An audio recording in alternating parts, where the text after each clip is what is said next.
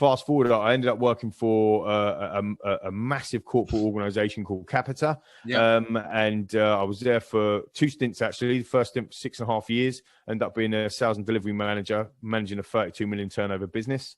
Wow. And I walked into one day and I had a Post-it note on an application form on my desk. And I ripped the Post-it note off and it said, fill me out apprentice application. And there's you put it on your desk? Story. It was on my desk, for one of my team. Put it on my desk. Oh, really? Right. Fill that out. So they thought you were going to be a natural with it. Well, I think it was just, it might have just been a bit of fun, but you know what? I think fortune favors the brave sometimes. So I just went, okay, I'll do it. I'll fill it out. So I filled it out and popped it off in the post, as you do. Yeah. Didn't think anything of it. 2 weeks later, I get a phone call from the apprentice lot saying, do you want to come for an interview? There's 20,000 candidates that were interviewing for the process during that time. Yeah. And I was going to be one of them. So I was like, yeah, why not? Let's give it a go. Did you have to do like a video application, or was it just written? Or there was no video then. It was you had to send a picture of yourself in. So I had to get my best side, which I don't know which side that is anymore. Yeah. You had to send like a little passport picture in.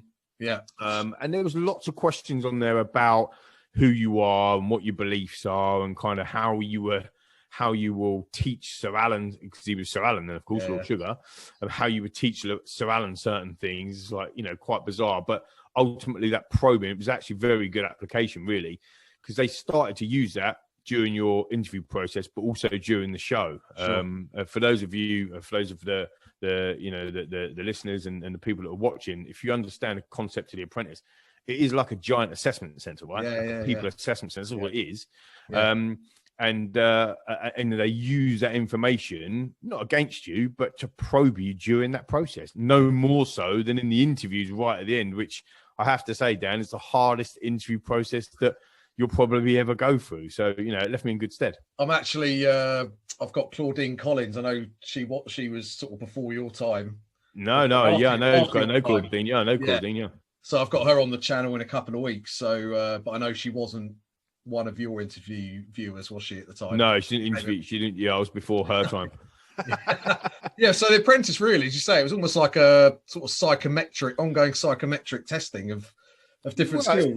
It's not so much psychometric; it's more people assessment. Yeah. It's about observing, watching, seeing. If you think about it, this is where I get you're gaining my passion in now. This is the career that we've ended up building, or ended up building through the 2 businesses that I've set up. But if you think about taking somebody on in a role, whether or not if it's a sales role, if it's a professional services role, if it's an electrician, if it's a whatever the role that you're going into, yes, you need certain skills, actual skills, but the majority of the time when you're hiring a permanent member of staff, it is around culture, values, and behaviours. That is ultimately what it's about. Yes, Dan, you've got this skill, and Lee, you've got that skill, but I can teach you them skills. Yeah. I can't teach you attitude. I can't teach you how to behave. I can't teach you, that pure competence that you've actually got.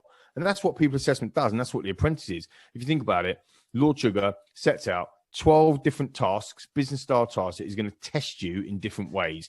It's your sales skills, your leadership skills, your teamwork skills, whatever it is. And all they're doing each week is they're watching, they're observing, they're seeing. We're just doing it in The Apprentice in front of, I think it was 11 million people watch me in the final, 9 million people on average each week. So we're just putting our skills or our competencies out there in front of everybody. But typically it's in a giant assessment center to watch, to observe, to see, actually, can this individual perform under pressure? Can these individuals perform in a team? Has this individual got leadership skills? And once you've got kind of a picture of that, it enables you to make a better decision in terms of, am I going to win The Apprentice or not? And lucky enough for me, I did. Yeah, because we only, and I'm going to talk about that in a second. We only, obviously, as viewers, we only see a snippet of each bit, right? Yeah. And obviously, what period is it filmed over? How long? So you actually see 12 weeks. It's actually filmed over 6.5. So it's quite condensed, probably 7. If I had a couple of days on after, filming and stuff.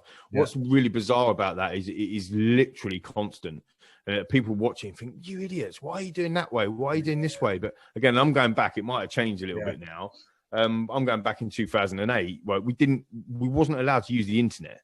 So, the first thing, if I said to you now, right, I need you to go and, sell me some fish in a market. The first thing you'll do is you go on the internet and go, right, which fish market should I go to? What fish should I sell? We didn't have any of them tools. Not that it was that old. It's just they banned you from using the internet. Which makes sense, so, right? Yeah, of course. So you had to test your own initiative. That's what it was about. Yeah.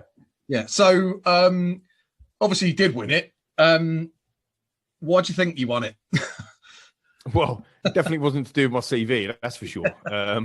It might have been something to do with a reverse pterodactyl. For those of you who haven't seen it, I'm not going to ask you to do that. No, that's fine. That's fine. Go Google it, and you'll be able to see it.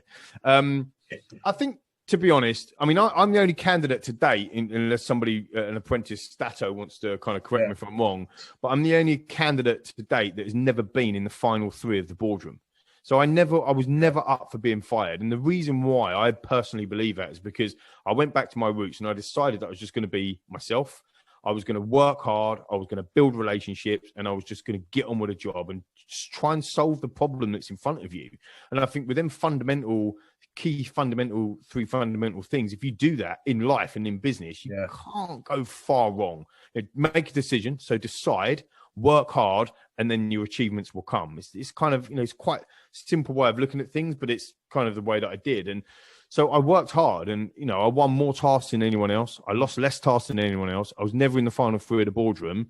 I was the best candidate. And that's the reality. I was the best candidate, and that's why I won.